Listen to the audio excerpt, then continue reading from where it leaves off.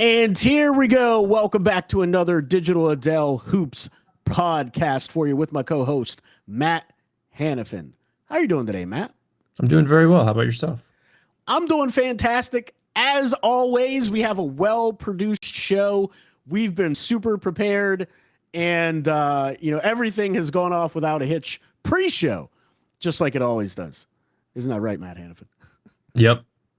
Exactly.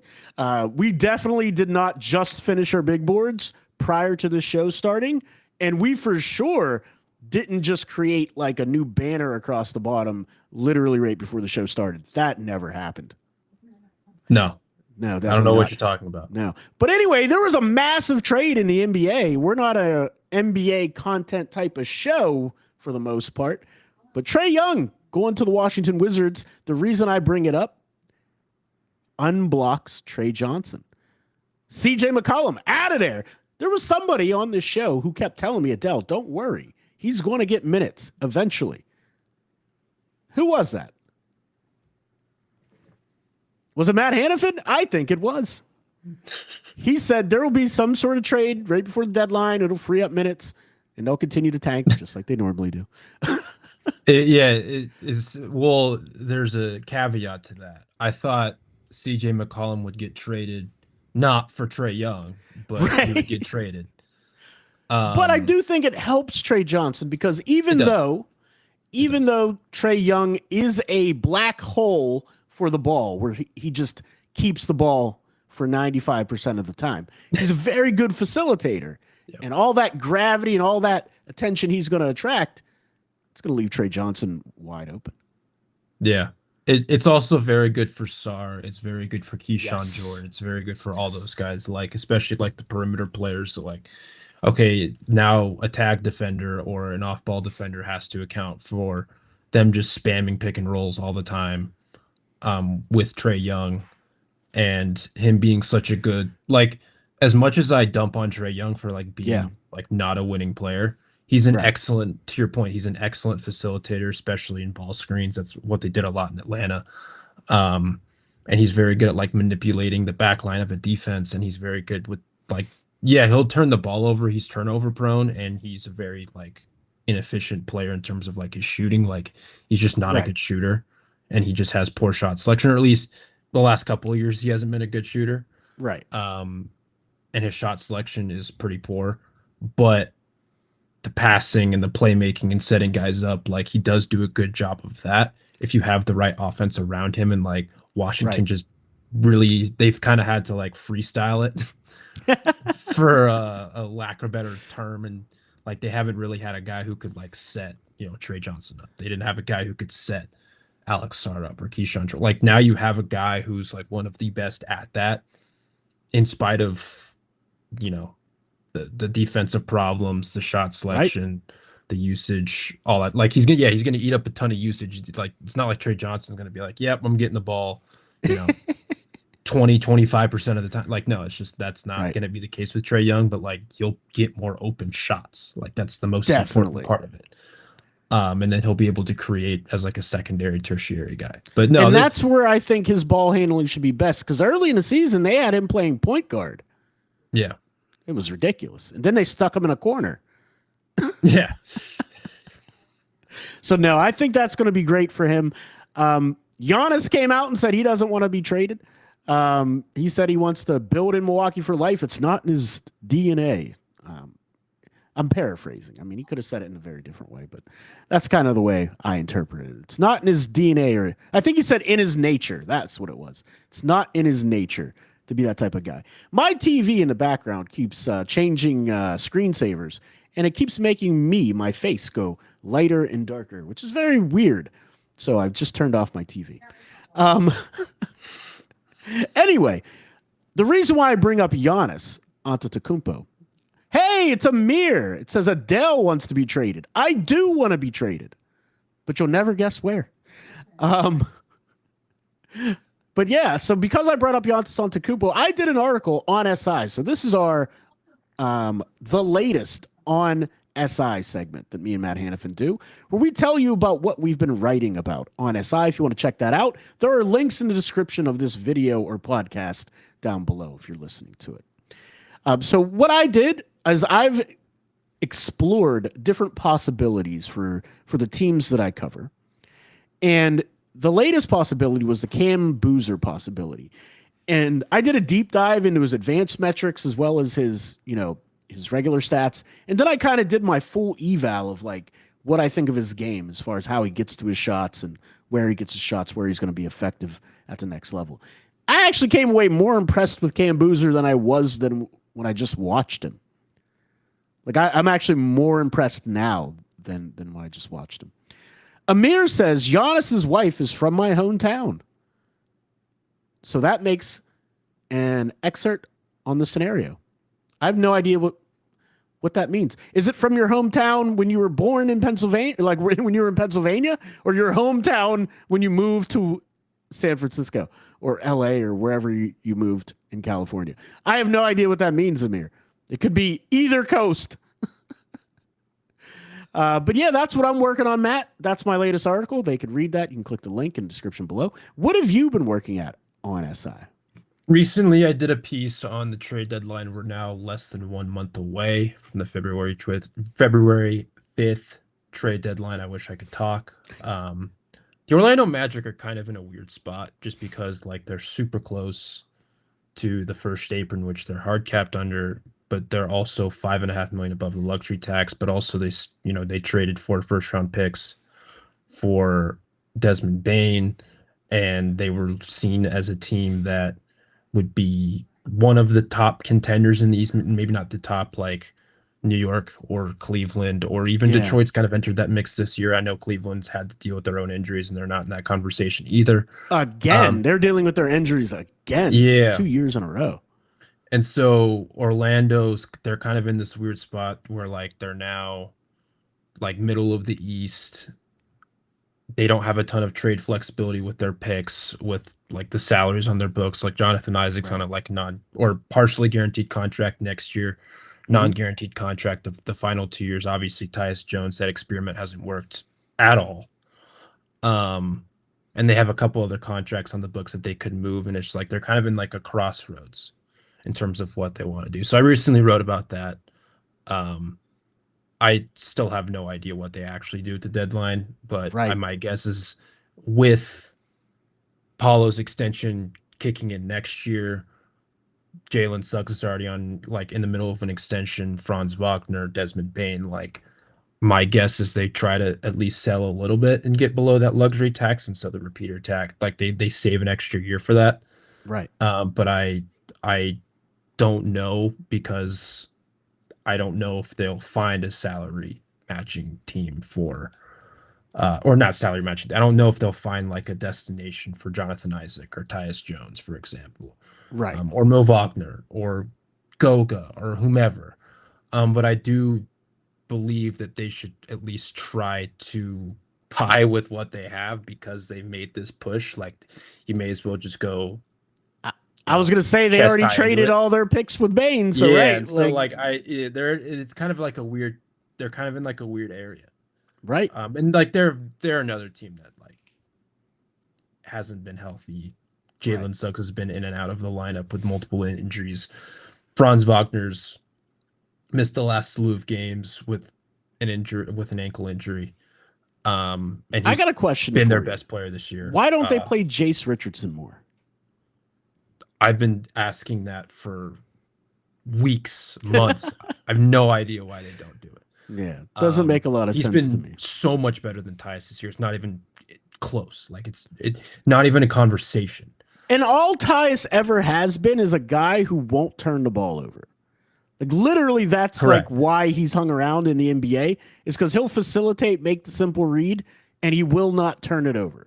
But the thing with him in previous years versus this year's, in previous years, while he still wasn't aggressive, he was making shots at an efficient clip. Right. That has not been the case at all. Yeah. Like he'll every like once in a while he'll have a game where he knocks down a couple of threes. Right. He's finishing in the paint a little bit with that floater, but like other than that, it's just been like it's just been bad, like just very bad on both ends of the floor. Right. So I've been very much on the please play Jace more. This is getting ridiculous. Right. Yeah, And man. It is one of those mind-boggling things. I really don't understand it myself. But we've got more pressing matters on the show. We've got our dueling big boards to talk about today. And because that is kind of a lengthy topic, we're going to just jump right into it. But yeah, if you want to check out Matt Hanifan's latest on the Orlando Magic on SI, the link is in the description of this video. Or you can just Google it. It'll pop up also. Matt Hanifan on SI, Orlando Magic. Read all his stuff. He's great. But yeah, and also like and subscribe. We're jumping into our big board 2.0. Let me get my screen share going on here. 1.0. We didn't even do a first 1.0. Did I say 2.0? Holy cow. There's something wrong with this guy. I don't know what to tell you guys. Why are you even listening to me? Is this mine? Yeah, is it yours? I can't tell. Let's move it. Yeah, that's yours. That is Matt Hanifan's. I broke my screen into two separate parts so that we could see both of them. For some reason, it's not showing both of them. Let me see if I can get both of them to show up. Not tab. I want to show the entire window. I'm curious to see yours first. Yeah, we can do that. Oh, because I didn't select entire screen. There we go. Boom. Now. Oh, gosh. There it is. Cool. Restream, man. I got to tell you guys. Restream is awesome. I love this new studio setup. Absolutely love it. The fact that you can do this, when we were in Streamlabs, it would have took me like 5 years to build out the module, how it's going to pop up, and I guarantee you it would have errored out and not worked properly. So Restream, shout out.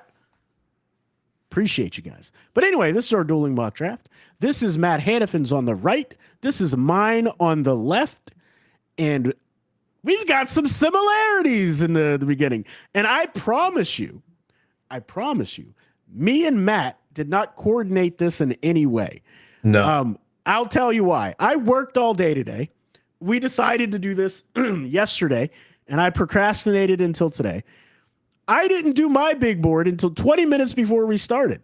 And Matt was still tinkering with his right before we started. So we did not look or communicate at all about this. So this is actually kind of wild. Let's see what Amir said real quick in the chat. He said, not all he does, career 37% three-point shooter plus great assist-to-turnover ratio. Again, Amir, great assist-to-turnover ratio because he never turns it over. He makes the safest pass possible, never turns it over.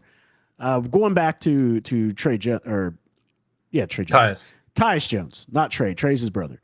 And yeah, he's not shooting his 37% this year. But back to our dueling mock drafts. This is what everybody came for. This is what we're all here for. The dueling mock drafts. Number 1, Darren Peterson. We went out on a limb on that. He's not very good. I mean, he's only the most polished prospect I've seen since 2003. He's unbelievable. Now, he's having some body cramping issues. He's having some hamstring issues, which is really odd. And my guess it's related to his diet and his fluid intake. That is my guess. Because if you're not taking in enough fluids or you're not eating the things you need to eat, stay hydrated during games, that can definitely happen. And he's so like compact and like cut and ripped. You need that type of fuel. So they got to get that right. I don't know what's going on with him, but I have no doubt he'll figure it out. What are your thoughts on Darren Peterson being your number 1 pick? Best player in the draft. Boom. There it is. Easy. Best player in the draft. I accidentally clicked on him. Didn't mean to. And it's not like a big gap, but right now I think he's the best. I mean, I don't know about a big gap, but I think there's a gap between him and DeBonsta. Because Darren can handle with both hands equally well. He can finish with both hands equally well. He can go left, he can go right. DeBonsta just goes left. All he does is go left. He goes left, he goes left, and he goes left. Now, every once in a blue moon, maybe once every 3 games, he'll go right. And just like this last game where he went right, spun into the middle of the lane, and did a windmill in the middle of the game, he is a freak. So, yeah, I would agree there's not a huge gap at all between the two. But, yeah, so I also went A.J. DeBonsta. let me just kind of make these even here. And then we'll just click there. There we go. Now it's dueling. So we both went AJ to Bonston. What is your rationale for going AJ to Bonston? I've watched a couple of his most recent games, and I've liked the development I've seen from his ball handling, his passing, and even his shooting Yeah. His passing is really good, better than people will give him credit and for. defending too. Well, and look at, again, rocked up long wingspan, just like Peterson. Yeah. And he might even have a longer wingspan than Peterson. Like he looks like he has pterodactyl arms. Oh, I mean, he's 6'9", so I'd hope he has a longer wingspan than True, Jared that's Peterson. very true, or he'd be Tyler Hero. But the other thing is, here's the thing that I like most about Peterson's game. And this is the most pro-ready skill set that he has, outside of being in the open floor where he can just be an athletic freak. He knows how to get to his spots. No matter where he is, he takes his time, gets to his spots, and he can turn and shoot over anybody. And he does it time and time again, game after game after game. He just gets to his spot, turns and shoots. It can be a midi. It can be in the lane. It doesn't matter. Yep. He just gets to his spots. Speaking of a player that gets to his spots, Cam Boozer. He's your number 3. Yep. Walk me through Cam Boozer rationale. I did have Boozer too for a while. People who listen, if anyone's listened to the show, I've said that on a couple of different occasions. There's been at certain points where, yes, he does impact the game a ton, but it's not as much as I would like it to be for the stat line, for the numbers that he does put up. Right. That doesn't take away from his ability to process, his ability, like he's a very, very good footwork. He can play with his back to the basket. He's a very good passer. I think he can shoot it. I think he'll shoot it better at the next level than he is right now. Like, to me, that's a little more hit and miss. Defensively, like, he's still in the right spots, even though he's not like very athletic in terms of like, he's not like he a can vertical drift athlete. Sometimes. His focus can drift sometimes. Sure. He'll be in the right spots, but sometimes sure. I don't know where his head's at. And like guys sneak behind him or, it's. And like for all 3 of these guys, not just Boozer, conference play will tell. Oh yeah, absolutely. Absolutely. And that's how just for a lot of these guys too. So for sure, you're gonna hear that more than once about the conference play. And how important that's going to be. And plus the tournament. That's important also. My biggest thing with Cam is his leadership. His intangibles to me are more impressive than his tangibles because he's not a very good vertical athlete at all. He's not even a very good lateral athlete. He's very big and strong, like almost impossible to move. Very strong. Whenever he gets that shoulder into you, he can get his jump hook off with either arm. That's also in the article that I wrote for OnSI. If you want to read, that's in the description below. And the other thing is, like you said, his passing, his ability to process and pass. He can really be effective offensively at all 3 levels. On the perimeter, mid post, low post. He can be effective at all 3 levels. He'll do different things. Like he's not like shooting fadeaway middies like Caleb Wilson, for example. But he can be effective even from the mid post. His 3-point shot, again, just like his dad. I mean, I like when you get arc on the ball, but they get like some insane arc on the ball. It's like almost too much arc on the ball. Like that thing goes up, comes down, and it's like a meteor hitting the earth. But he's been pretty good. His numbers have been pretty solid in terms of his 3-point shooting. But his ability to be a connective hub, that's where I think his claim to fame is going to be at the next level. He can be a connective hub. He's going to be able to run offense through him, facilitate, and he's going to be able to, draw fouls. He averages almost like 8 free throws per game. Like he draws a lot of fouls. That's an NBA skill. Right. So his leadership in those intangibles, I think, is what makes him 3rd overall pick. Caleb Wilson, athletic freak, super raw, but also shows some nice touch, some nice footwork at times. And then other times, not so good footwork. Even off the dribble, sometimes it looks awkward, like going through the paint. What are your thoughts on Caleb Wilson at number 4? I think he's the leader of that like next tier. Like right now in my head, I have the top 3 in their own kind of tier. Obviously, we have Darren atop of that top tier.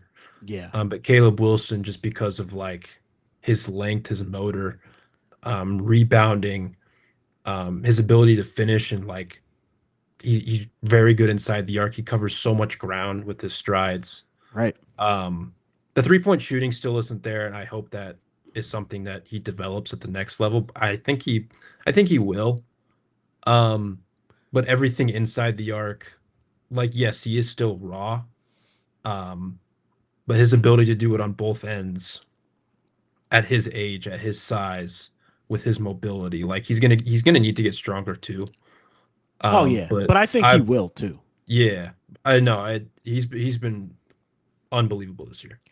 And his motor is a differentiator for me. Like his motor's on high all the time, and he's got that ability to get a chip on his shoulder and manufacture a little, hey, this guy was rated above me in my class. I wrote that guy's name down. And so when we play him, I got a little something for him. I love competitors like that, people to do stuff like that. Because it's a long season, man. Sometimes you need to get yourself going, a little extra motivation. People that could do that's a good way to succeed in a long season like the NBA at the next level. So, in addition to everything Matt said, and the other thing is, he's got that really nice touch on his turnaround midi. Yeah. That gives you that hope that, like, yeah, at the next level, with a little repetition, he can work on that 3-point shot. So, I do agree with that. Number 5, Kingston Flemings. I had Darius Acuff. You had Kingston Flemings. Walk me through you putting Flemings above Acuff. This was tough. I went back and forth on this one. I think the ultimate decider for me was the defense. I think Flemings has made strides, and I still haven't seen it enough from Acuff. So I have to disagree with you on that, and I'll talk about that whenever I discuss. But we'll talk about it. Yeah, like it's so close too. It's not like, and something that I also factored into this was the size. Right. Oh, that's a big part. It's a big part. Like, and I've said this before on this show, and I sometimes contradict myself with how I rank these players with this, but like, I have a tough time with small guards. Makes sense. And I think, like, I don't know if I think Flemings is like a 6'3", 6'4" without shoes. Yeah. Acuff might be a little over 6 foot. No, like, I think he's 6'2", man. I don't think I think he's 6. I think he's 6'2". It'll be interesting to see where that lands come May. But I have a hard time with it right now. But like, Acuff's been unbelievable. And like, pretty much every game this season I've watched, like, at least offensively, his ability to process, he's an excellent shot maker. Like, he's not, I don't think he's quite 50, 40, 90, but like he's been exceptionally efficient. I can tell you right now. Actually, I can't bring it up because it'll take away our dueling big board. But continue.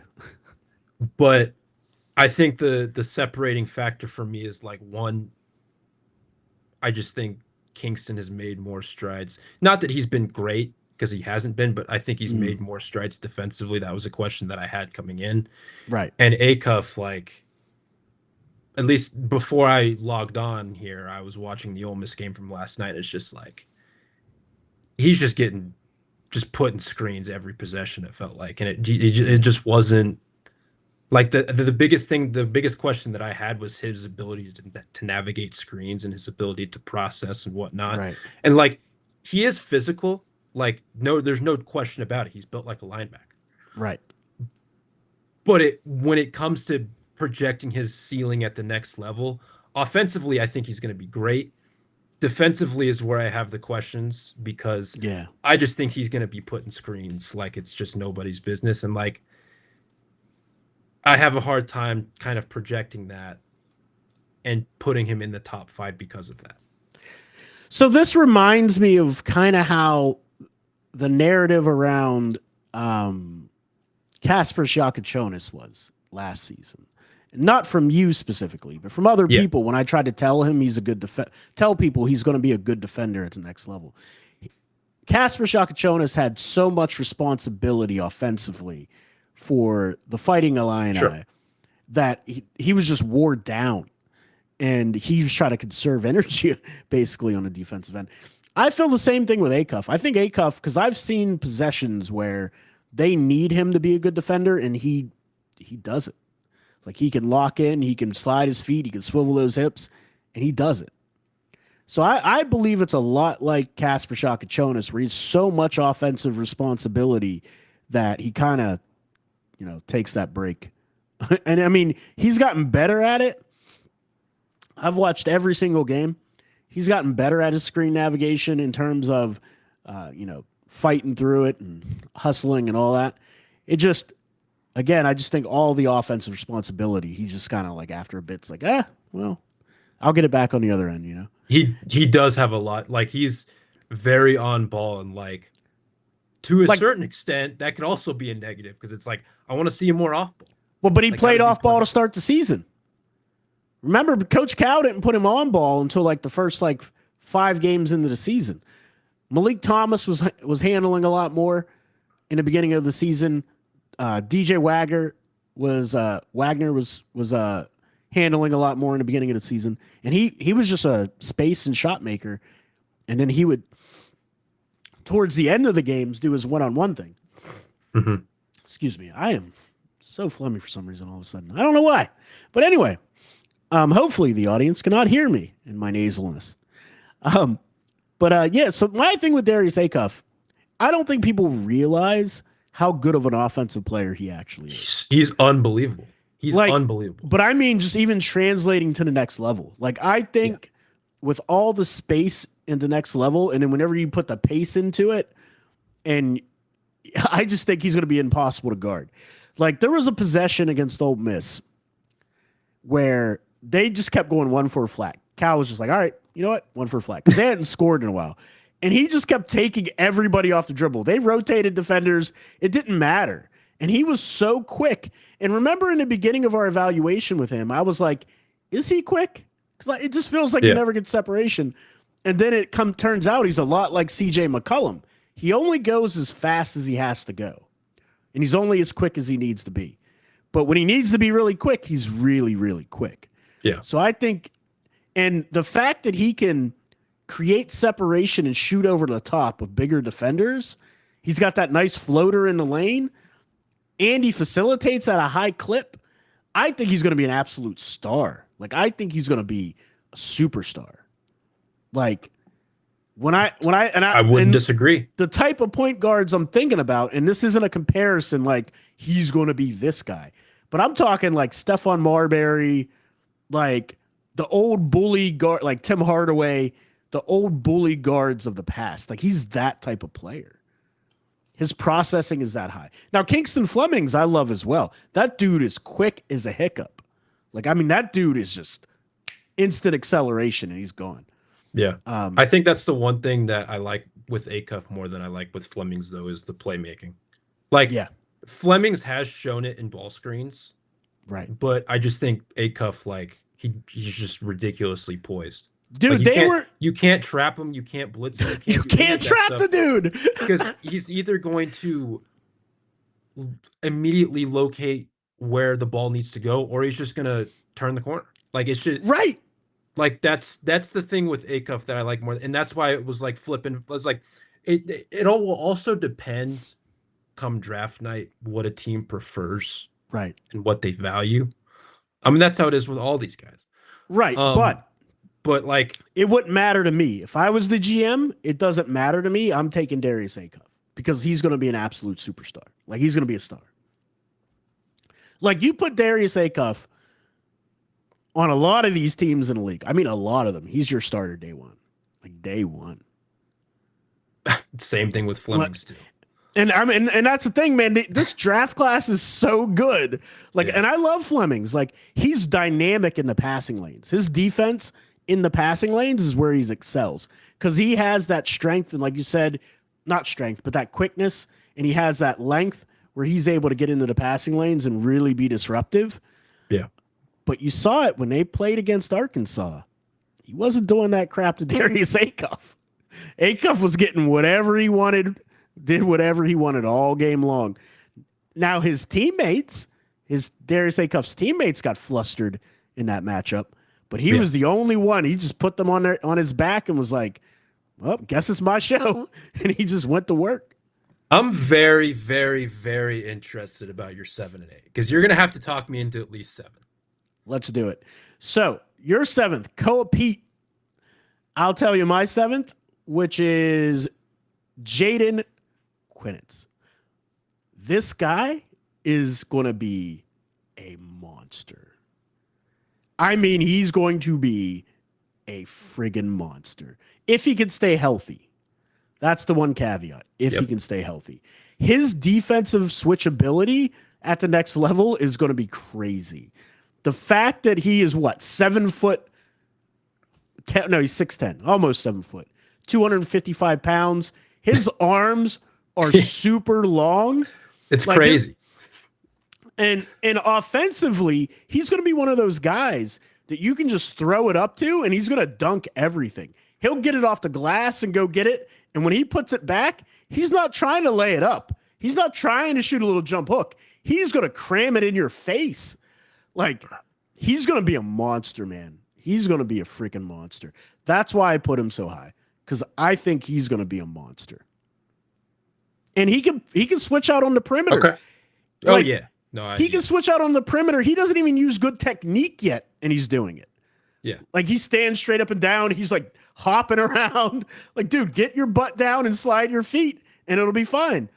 But he's got so much energy. Like, he's going to be a monster. What are your thoughts on that? Have I sold you or swayed you? Well, I had him, I think, scroll down on I think I had him 19.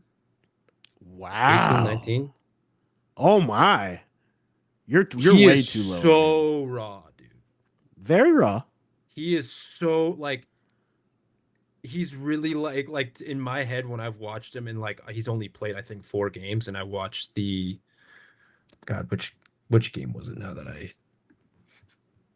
it was, I think, the Alabama game. Yeah. To me, he can't really handle the ball. He doesn't have any ball skills. He can't shoot. No. I still like his arms are freakishly long. It's crazy. Like, he's going to be a monster, Matt. I'm telling you. He's going to be a monster, dude. But he's so raw right now. Like, in my head, I think he's going back. I don't think he's going back. I think somebody's going to see that, and they're going to be like, yes, give that to me now. I will mold him. But it's one of those things where it's like, if it's not a top, or this will be the conversation with a lot of these guys. If it's not a lottery, he's going to be a top 10 pick, Matt. I think you're way too low on him. I think you're way too low on him. For this year specifically, because, like, his teammates, like, Kentucky's not good. No, but that's not his fault. He made an instant impact. The moment he came back, they were a much better team than when he wasn't on the floor. But I think offensively, at least, defensively, I'm with you. Offensively, at least, he's going to be a guy that needs to be set up right now. Oh, for sure. For sure. In this context, I don't think that will come this year.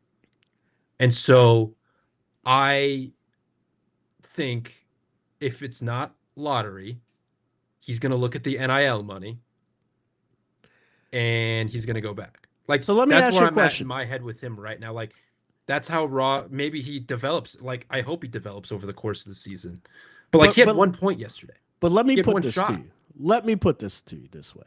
Indiana Pacers. You put him on the Indiana Pacers. He's their starting center next to Siakam. How does he fit into that team? He fits in beautifully because he has the best, one of the best point guards in the league. This is my point. Atlanta.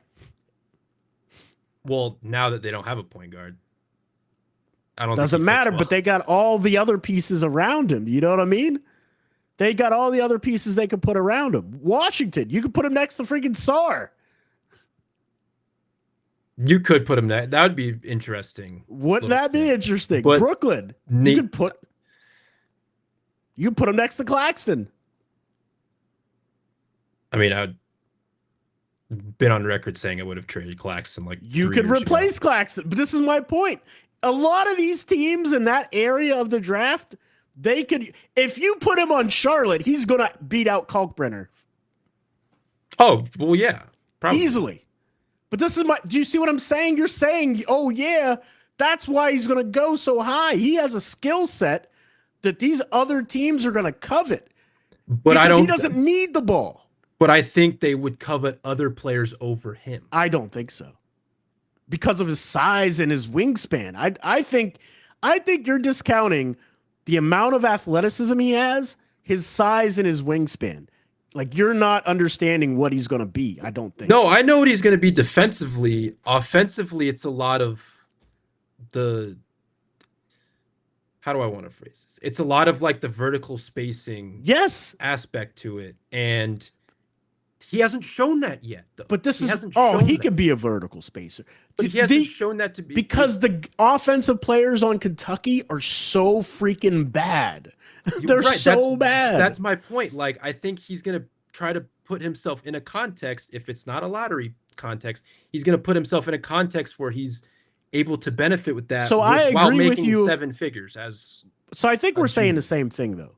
I agree with you if it's not in a lottery context, but I'm extremely confident it's going to be in a lottery context. That's the part where we differ. Pope is going to have to play him more. He had 1 point yesterday. I get it. Like, Again, he hasn't done much outside of the defensive stuff that we've seen. Obviously, he was great at Arizona State. I think he was fantastic at Arizona State. What led the Big 12 in blocks or something like that? Like, he's a freak. Yeah. But he's in a context that I don't think it's beneficial to him right now, and I think that'll hurt his draft stock. We'll see. We'll see. Talk to me about Koa Pete while you have him so high. Talk to me about him. I also wrestled with this one. I ultimately landed him at 7. He was kind of a guy that I shifted between like 7 and 11, 12. Yeah. I mean, it's not out of the realm of possibility for him to go that high. Yeah, like, I just couldn't find other players that I liked more than him, and especially in the sense that, like, his playmaking's very good. His shot making inside the arc, obviously, I still have a ton of questions about his 3-point shooting ability, and he's going to need to. I don't think he has 3-point solve that at the next level. Right. That's kind of where I'm at with it. The rebounding is good. Defensively, I think he's awesome. I don't think his numbers quite do him enough justice for being the best player on the number 1 team in the country. So I like Koa Pete a lot, and I was very high on him earlier in the season, but the more I've watched Koa Pete, he's going to really have to do some work on his footwork. He doesn't really have very good footwork. And if he's going to be a 6'8" guy, he's going to have to do a little bit more offensively than what he does. Because right now, a lot of his stuff is dives and lobs, like, dunks. Like, it's really it. He's got a little bit of a turnaround midi. It's not a great one. It's a decent one. He makes winning plays, though. He is a winning player. But I just think he's undersized, and I think there's higher upside guys at different positions that I would rather take a flyer on at that spot. Like Jaden Quintons. Much bigger, much taller, absolute athletic freak. I think he's got a higher upside than Koa. Number 8, I have Christian Anderson. You have LeBaron Philon. Talk to me about LeBaron and how you arrived at number 8. Everything that we saw last year from him, his ability to keep defenders on his hip, his ability to like be such an effective live dribble playmaker with both hands, like to navigate in the pick and roll. Defensively, I thought he was good last year. This year, he's added the shooting. Like last year, he was, I think, like low 30s, 3-point shooting. Right. He was like 31, 32% now. And he didn't get a lot of volume because Mark Sears had the ball like all the freaking time. Right. This year, he's at 40%, or at least around 40% the last time I looked. And I think like we were both high on him last year, Oh yeah. and I think he's kind of solidified himself as the third best guard in this class, or point guard in this class. Obviously, Peterson's in that mix. Not the third best guard, but the third best Point like guard. point guard. Yeah. I like Um, him a lot too. I'm with you. I like him a lot too. Um, he's just been I had awesome. a He's awesome. He's such an awesome player. I had a hard time. I had a very hard time with all of these players after like the top five because they're all excellent players. Like Christian Anderson is an excellent point guard. I Like an love, dude. excellent I point love guard. Christian Anderson. So I was very, but I have him lower, and I'll explain why in a moment. But like, I love, dude. Anderson's been an unbelievable watch Dude, this he's year. phenomenal and he's an excellent facilitator as well. Like he Yeah. can really pass the basketball. And that's why I have him above LeBaron Philon to me because he's a better facilitator and playmaker, but he can also score it, man. He can flat out shoot the rock, man. Oh yeah. Flat out shoot the rock. He can get into the lane, and he can really run a team, really control the pace. So I had Christian Anderson. Number 9, shocking again. We did not collaborate at all, and we both ended up number 9. Cameron Carr. Talk to me about Cameron Carr. Just an unbelievable athlete. Has NBA range, and I talk about unbelievable athlete like he's the son of a former dunk contest contestant. Um, he's what has like a 7'2", 7'3" wingspan at 6'5". I can't wait for the combine to find out what his actual His and, wingspan like is. his defense too. Like I think he's really grown as a defender this year. He'll be an Absolutely. older sophomore. Yeah. Um, he played his first 2 seasons at Tennessee. He transferred midseason last year after I think it was a thumb injury. And he's really blossomed under Scott Drew this year. I know there's been some shooting regression, but he's still around like 39, 40% from three. Oh my goodness, that's terrible. Yeah. But that just Um, shows you how good this class is, though, because like Acuff is shooting like 43% from three. You know what I yeah. mean? Like this class is unbelievable. Yeah, no, he's been sensational. Yes. Um, I can't say enough of good things about Yeah, I Cam love Carr, Cam even though Carr. he will be, I think I think, like 21 on draft night, maybe if Still memory young, man. He's serves. still a young kid. It's so young It's still. yes, it's young, but like he's kind of in like the middle ground, like not super old, but not super young. Exactly. Like But he's you know grown a ton over his oh like this year alone. absolutely. And he's the clear leader of that team. Like he's the clear number one guy on that team. I love Tonde Yesufu. And clearly you do too. But yeah, it's Cam Carr is so freaking good. Just so much so far ahead of Tonde.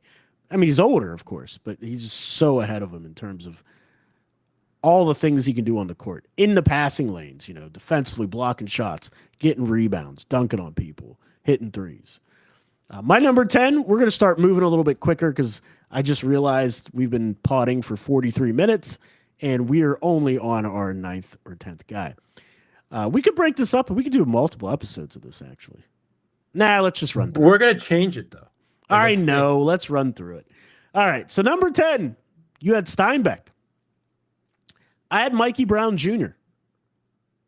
Mikey Brown, even though he's injured, he is unbelievably good offensively.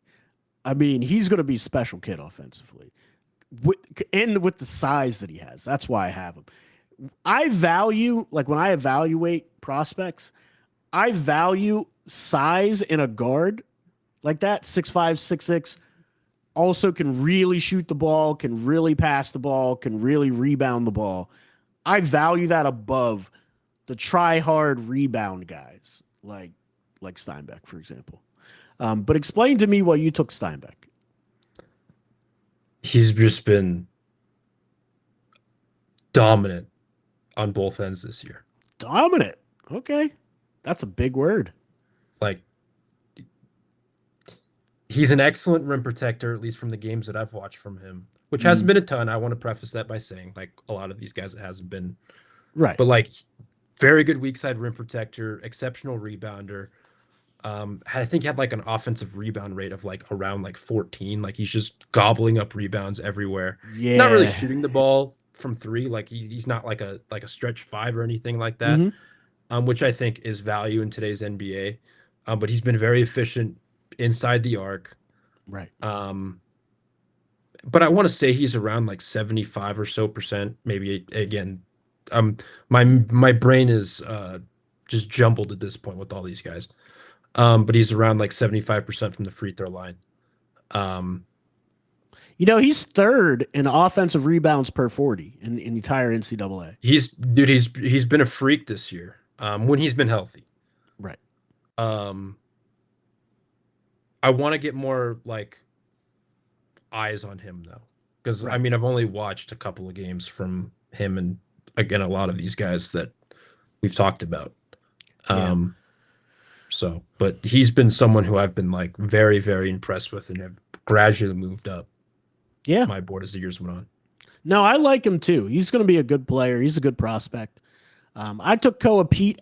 Wait, how did I get to? I got You all mixed up here. So you talked about your 10 before my 10. Oh yeah. So you did. Oh, I did. Okay, I was before you. That's right. That's right. So I took Koa Pete at 11. We've already talked about him. You took Thomas Hauk. Tell me about Thomas a little bit. Just to do it all wing. Like I watched the Georgia game from yesterday. Mhm. Just outstanding, can block shots. Um, very good rebounder, very efficient shot maker, can shoot the three ball well. Right. He's just kind of like that do it all. Like he's not great at one specific thing, but like he can do a lot of things really, really well. Right. And I think he's just a guy that you can plug and play right away. The next level. Yeah. He's definitely one of those plug and play guys because he does so many different things. I agree. I really like him. Facilitates well too. He does facilitate well. I couldn't put him that high because he doesn't have the upside of some of these other guys. Sure. But I Yeah. do like him. I do like him a lot. My number 12 was LeBaron Philon. We already talked about him. Your number 12 was Mikey Brown Jr. or Michael Brown Jr. We've already talked about him. Number 13, I had Chris Sinak. You had Tonde Yesufu. Talk to me about Tonde. This 13, 14, 15, and 16, or maybe I guess I'll probably say 13, 14, 15 on mine. We'll talk about those in a moment. I kind of shuffle around a little bit. Yeah. I ultimately landed at Tonde at 13. He's just like an unreal defensive, can defend multiple positions, very high motor. We've talked about this before. Like I still have a lot of questions about him on the ball. Like that Right. hasn't gone away. And yet he's still averaging 18 points on near 50% shooting. Like it's like he's still been like incredibly productive. I know a lot of that's probably beefed up from like the lower level of competition that he's faced over the last few weeks. So I Right. do want to preface by saying that, but like he's still like been impactful and impacted winning in games against higher Absolutely. competition. I still want to see more from him on the ball for me. Like I couldn't put him higher than 13. No, I get that. And I agree with you because his offensive game is one of those things that is kind of an extrapolation, like, because you haven't yet to really see some of it. And then the 3-point shooting hasn't been great. But I will say, for somebody that is a two-way player, because he will be a two-way player, like that's his projection, is to be a two-way player, and still averaging, that many points per game, giving you the rebounds, give you a few assists. Super valuable, super valuable. So I love not Koa Pete. I love Tonde Yesufu. I'm not mad at your ranking him 13th at all. I took Chris Sinak Jr. because he's a big. And when you have these guys that are big, he's skilled with both hands around the basket, plays extremely hard. He can rebound for you. He can block shots. I just think that's really valuable. And the league itself is sizing up again. Like, Yeah. these teams are getting big, man. So I think big men are going to be valued. This draft isn't a great big man draft. So if you can get one of those young guys that can grow in your organization, that's why I took Chris for Houston. He plays for one of the best defenses in the country, and he's a big part of that. Yeah. Number 14, I have Braylon Mullins from UConn, the silky smooth shooting guard. You had Yaxel Lindeborg. Tell me about Yaxel. Just another this was one I struggled with because I moved him. He has a wide range of possibilities in my head in terms of where I want to actually put him on here. Yeah. And this is one of the higher end outcomes.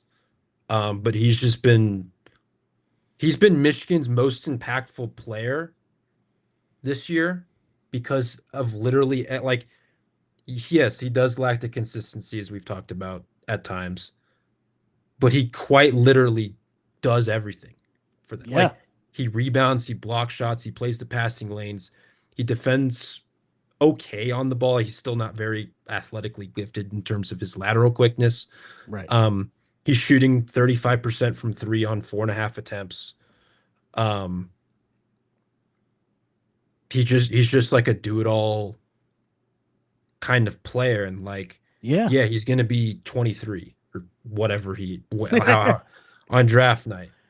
And so this is like a higher end outcome of like where I would have him right now. Obviously, a lot of that can change as conference play ages and Right. these guys begin to separate themselves from each other. But like in high octane games this year, he's been their best player No, and that he's makes a lot been of their most sense. impactful player. And like he impacts winning, and that's something that like And he went up I a level in competition. yeah, Like his he's conference. been awesome this year. And so Yeah. I have to give him his flowers. Yeah, definitely. No, I could see it. I mean, if you're a team that needs help right away and a guy that can play day one, he can play day one because he's got the NBA body already. And he picked up Yeah. basketball late in life too. That's why he's old, but in terms of basketball years, he's actually not that old. That's why he's still developing and getting better. I took Braylon because he's got the best jump shot in the class.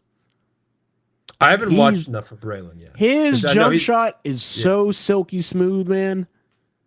He's a shooter, dude. He's a true shooter. His numbers aren't gaudy or anything like that.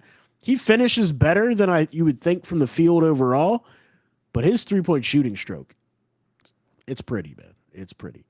Tone Yesufu. I had him 15th. I probably could have put him over Braylon, moved him up one spot. It's big board 1.0, so we can always change it. You're 15th. Joshua Jefferson from the Cyclones. Tell me about that. Tell me about that. He's been I don't know how much of Iowa State you've watched this year. He's been awesome. Like Wow. the thing with Joshua Jefferson heading into this year was his inability, like he couldn't shoot. Like that Right. was the biggest thing. And that's still a question, and that will be a question throughout the pre-draft process because he's played 4 years in college and only one of them, that being this year, he's been like an above average shooter. And obviously it's on smaller volume, but like he's another one where his processing, like his passing, it's unbelievable for a player of his size. It's I'm going to have to unbelievable. check Like him out. he's more of a back to the basket type guy. Like he's not very he's not going to be a guy that has a ton of burst or anything like that, but like he reads the game at a different level on both ends of the floor. And Okay. that's something that like again, you can just plug and play right away. Like yeah, he doesn't have the upside of some of these guys, no doubt. Because he is, he is a 4-year guy. Right. But his processing on both ends, like defensively off the ball, he sees things before they happen. Like Nice. that's something that like you just can't. That's like an innate ability. That's something you can't Yeah, you teach. can't teach that. Yeah. Like he, to me, at least from the games that I watched him, because I turned on Iowa State, Iowa to watch Killian Torre, Right. who I was disappointed that Tankathon didn't have on their board because I wanted to see how he played against Sturts, and Right. just he was awesome against Sturts. But what Joshua Sturts Jefferson isn't did, exactly a defender. huh? I said Sturts isn't exactly a defender. Well, no, I'm talking about No, I know what you meant. Just Torre. watch him go head to head. Yeah, I know what you Yeah, meant. I'm Torre's just defense messing. was just unbelievable. Yeah. But Jefferson like really stood out in terms of like, yeah, there are moments during like where like you look at him athletically and you're like, all right, I don't know how much this is actually going to work until he like there's just possessions where he's able to get to the rim. He's able to finish through contact. Right. Um, he doesn't have the best handle. It's not like, he's this otherworldly prospect or anything like that. But like to me, he's kind of like Lendenborg in the case where he is a very good prospect at an older age. He's shooting the ball better than he ever has been. He's actually improved his field goal percentage and true shooting percentage each of his previous seasons in college, and so like he has gradually improved in that specific area while being a good passer, while being a solid rebounder, while Right. being, I think, a really good and smart off-ball defender.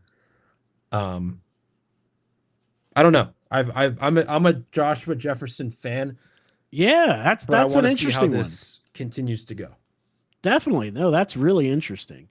16, I have Bennett Sturts. I'm not going to elaborate into him. We all know what he does is on ball creation, the ability Yep. to shoot it, facilitate getting to the lane. Number 16, I don't even know how to say his last name, but the center from Duke, Gongba. Gongba. Yeah, he's good, man. I like him. I like him a lot. He's just raw. He's very, very raw. And that's why I have him at 22, because he's so raw. Yeah, he's just But raw. I like him a lot, man. Gumba can play. He's athletic. He's good defensively. He can rebound. But yeah, raw as can be. Number 17, I have Steinbeck. I got to watch him a little bit more, get my eyes on him because I like his production. I like what he's done. Also, I kind of probably shouldn't have, I kind of give him one of those marks because he played professionally overseas already. So it's like, is he, he's not really a freshman. He's a freshman, but he's not really a freshman. Yeah. But I do like him. Number 17, you have Keaton Wagler. You're the one that first tipped me off about Keaton Wagler, and I did get to watch him. I got some thoughts, so I'd like your thoughts because we kind of have him in a similar range. Just not a super athletic guard at all, but he has No. good size. I love his passing. I've said that a lot about a lot of these guards already. Right? I think his ability to like whenever they decide to trap him or anything like that, like he's very good at getting off the ball, making the right reads. I think he has legit NBA range.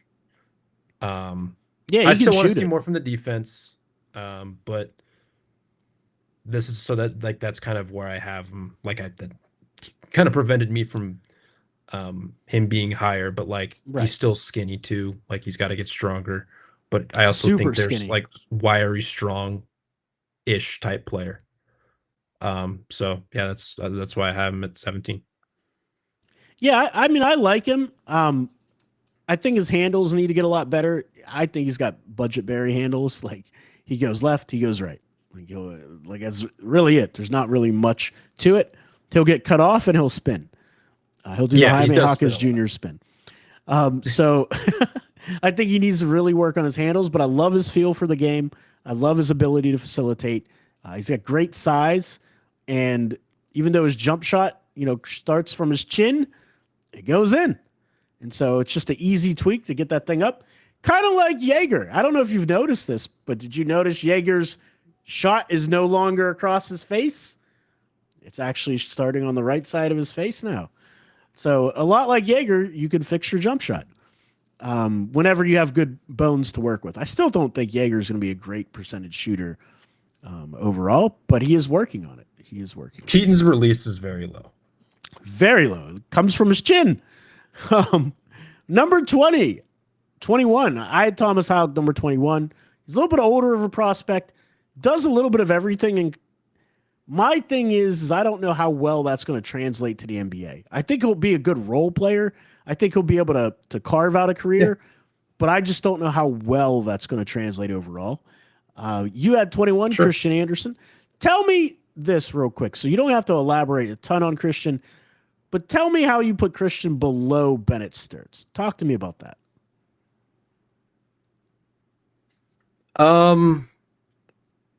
He's small. You think he's under 6'3"? You think they're lying again? Are they Bronny James in us? The thing that I have with Christian, like This was another one where I kind of flipped back and forth, and like I don't have like a super like concrete rationale. Like this is why I would take Bennett Sturts over. Like that's no, No, it's I not what got you. So basically, you're like, I got to think about it some more. He's gonna get hunted defensively, yeah, at the next level. yeah, for Like sure. so is Bennett though. But Correct. He is absolutely going to get hunted. He is correct. Like Christian. He is a very, very, very. There's no way he's 6'3", right? At all, small guard and skinny. But he's like both he and Bennett are just unbelievable in the context and structure and systems that they play in. Like you can't go under a Christian Anderson screen and expect to. You cannot. Like you can't do that and expect to get away with it. You just can't. Not at all. And I have seen teams do that. Right. As much as I watch Texas Tech, they're one of the teams that I've watched most, and like you just can't do that. No. But the thing with Christian is like he's just super small, and like again, as I said earlier, I have questions with small guards, especially one as you should. As him. As you should. Case in point, Rob Dillingham. He's not quite that small, but he's just small and skinny, and I don't feel comfortable. He is very skinny. He is very like skinny. He's an unbelievable watch, and he's another one where, with Quaitons, if he's not, let's say I'm just gonna say this, top 20. Yeah. There's going to be NIL money out there for him. There's going to be a lot of NIL money. You're right. It's like I can see a school. Texas Tech. Think about this. Elsewhere. Think about this. Nate Ament is collecting $5 million for what he's doing. If Christian Anderson goes back to school, how much do you think he's going to command next season? He's gonna come, especially if he keeps playing like this. Dude, he's unbelievable. Yeah, I mean he would be one of the top paid people in the country. Christian Anderson is the perfect March player. Like he's going to go crazy in March. Yeah, where he is going to go nuts, and everyone's going to be like, "Why isn't this guy like a top 7 guy?" Like, you know what I mean? Like, right. I forgot to talk to you about this. My number 19 was Brandon Berries. I'm really high on Berries. I'm starting to really like what I see. He's good. He's very, very good. I have 22. Yeah, you got him at 22. It's not far behind, but I mean, at his size, and he's a strong guy.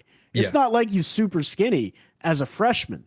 The way he can get in the lane, absorb contact, and finish, I think that's huge, man. I really like Braden Berries. And I think he's only going to get better at the facilitation part. I think that's only going to get better. I mean, he's been very good off the ball though. Like he's kind of found his role, like off ball. But I mean, like a cutter. So, but what I mean is that when he's off ball and he cuts, and as he starts getting more attention as a secondary facilitator, I think that's only going to get better. Because once you go down the stretch of the season, they're going to have to start taking him away. Like you can't just let that guy run free. He's going to kill you. I really like him. I see you had him at 22, so we don't really need to spend more time on that. I had the Duke center at 22. 23, I got Neo Keelis. You have I have 25. You have Nate. I have Neo Keelis above Nate and all these other guys because he's size. The reason why I like Neo Keelis, and again, he kind of gets a little bit of the merit deduction for playing overseas before, and it was in the NBA Combine. But because of that size, his ability to shoot the ball with range, the way he can shoot, I just think that's going to be a valuable commodity in the NBA. Do I think he's going to be great? No. I think he's overhyped. Yes. I don't think he's that quick. I don't think he's very quick at all. And he needs to see the floor a little bit better. Even though he's a good player, he's a flashy passer. I think he needs to be able to see the floor just a little bit better, process a little bit quicker. What are your thoughts on Neil Keelis that you have at 25? No, it's the size. I think ACC play will reveal a lot in terms of like how consistent is he on the ball. He's so inconsistent from game to game. Like Exactly. that's the problem. There's a Yeah. reason why we have him at 23 and 25 respectively. Right. Right. Yeah, absolutely. Richie Saunders at 24. I'm surprised by that. Talk to me about Richie. He's a sniper. He is a sniper. He's a He sniper, also and like we've talked about it before. He was their best player last year. he really was. Yeah, he really And was. so it was like there's some little things that he does, but I think in today's NBA, his ability to shoot, he's shooting, I think, like 41% or something like that. He's not a bad defender, not super athletic or anything like that, but like No. he has one skill that the league covets. That makes sense. And I think like makes there's sense.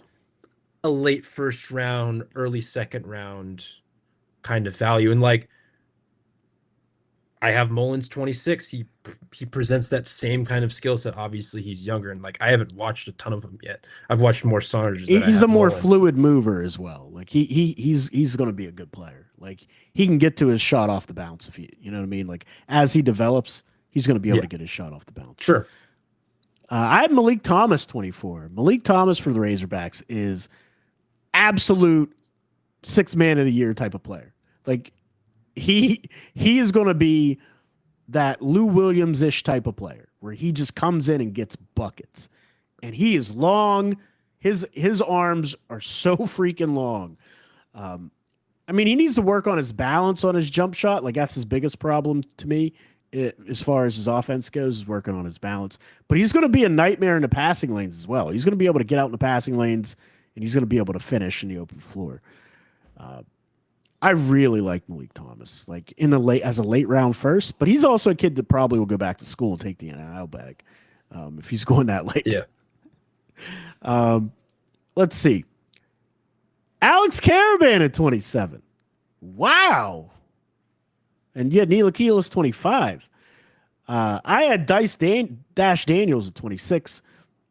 Caravan's a second round guy to be all day long. I don't know how you put him. He might be, yeah. I just don't know how you put him above like Fori Badunga, for example, who's like going to be amazing defensively. Like he's going to be amazing defensive player. Caravan's kind of like okay. He's okay. He's kind of like He's like okay. It's more of like he's more of like in like a team concept. Yeah, he's like as a defender. team, and he's not going to be a good defender. Like you say, he's definitely going to be a team defender.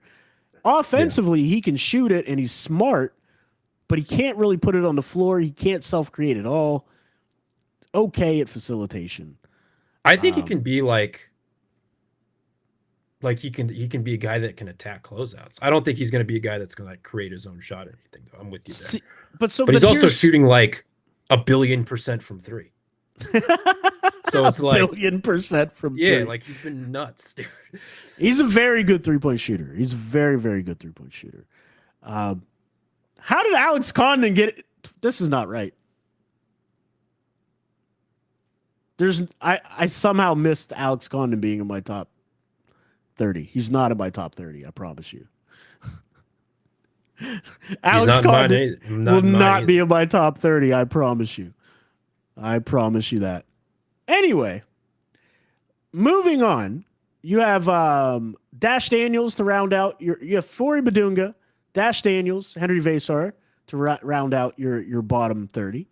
I have Fori Badunga, Todd Pettiford, Henry Vasar. I would have probably moved Billy Richmond up. I'd probably move Billy Richmond up.